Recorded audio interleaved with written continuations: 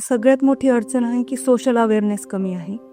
की इन्फर्टिलिटी म्हणजे काय, ती मेल इन्फर्टिलिटी, फिमेल इन्फर्टिलिटी या गोष्टीचं अवेअरनेस नाही आहे. त्यानंतर ट्रीटमेंट कोणाकडे घ्यायची. बऱ्याचदा पेशंट्सला हे माहिती नसतं की इन्फर्टिलिटी एक सुपर स्पेशलायझेशन आहे. MBBS नंतर आम्ही DGO करतो. DGO म्हणजे आम्ही गायनेकोलॉजी आणि ऑब्स्टेट्रिशियनमध्ये स्पेशलायझेशन करतो आणि त्याच्या पुढे इन्फर्टिलिटीमध्ये आम्ही सुपर स्पेशलायझेशन केलेलं आहे.